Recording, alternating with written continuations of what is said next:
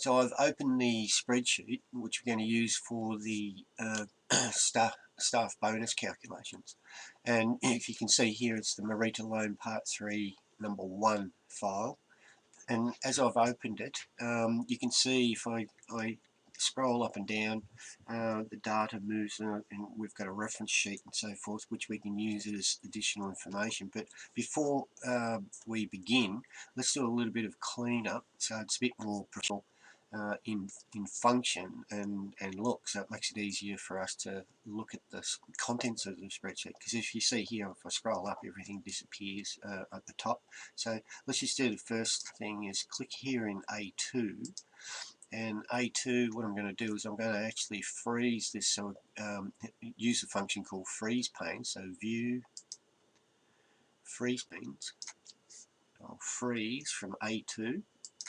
So from A2 downwards, this will be able to move, but anything above A2, in other words, this row, will remain static now. So if I just click in my data, I can see that I'll always have the context for the data basically frozen, right? So invisible.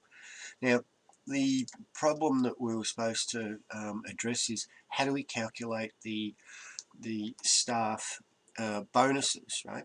So the bonus was, as we said before, was if we have a look over here a little bit further up, we have to fill in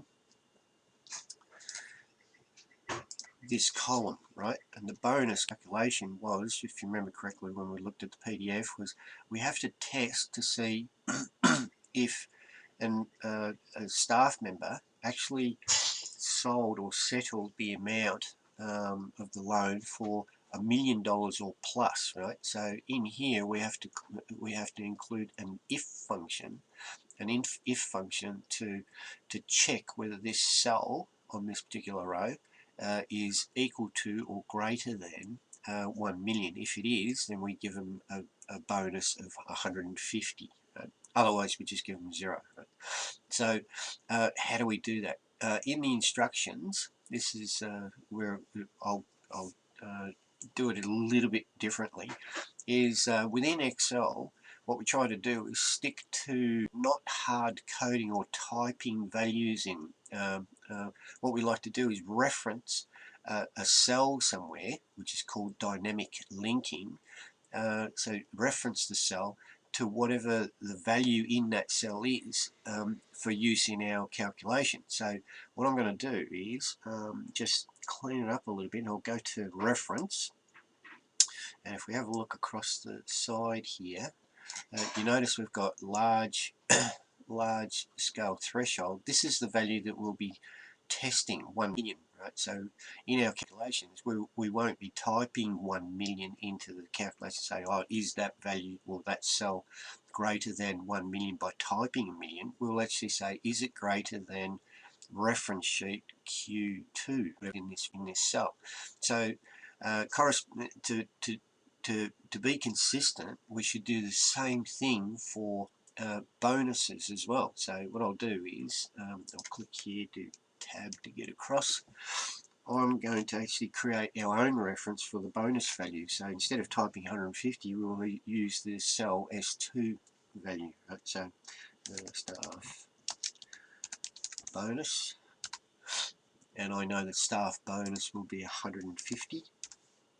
So put 150, and from week 2, you should know already, I'm going to highlight this formatting. I want to copy the formatting onto our new value. So I've got home, use the paintbrush for copying the format, and I'm going to highlight those two. And now we're a bit more consistent, more professional looking as well, right? So now I can perform an if or test and say if the value of the loan is greater than or equal to this value, Q2, then we pay this, the staff member a bonus of S2, this value. Right? So which means that if I use an if, and if I've got 100,000 rows, on the 100,000 rows. I don't have to. If you change our mind tomorrow to say, oh, let's pay the staff members $165, all we have to do is change this one cell, and all of our calculations in the corresponding column here will update automatically, rather than us having to go manually change the 150 to 165 in all of these formulas, right? So just remember that dynamic linking to a cell is much better, much more professional and preferred in industry than typing in values. Okay, so let's do the if. Okay, I'm going to go to insert function, and I'll type if, because I'm looking for an if. Go. There's my if. Now with the if, I can either double click here or say okay. I'll just do the double clicky thing. Alright, now here is my test.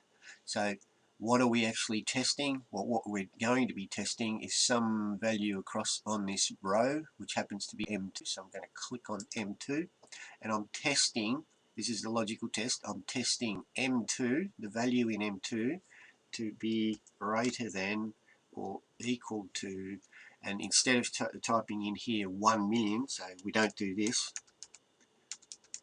that's very poor poor Excel skill. We reference to the cell which has the value that we want to test. So I would go to reference, and I would pick Q2 and click here. Now now that's in that row we will be testing the value to this value, and it'll come up and actually give us a true or a false, right?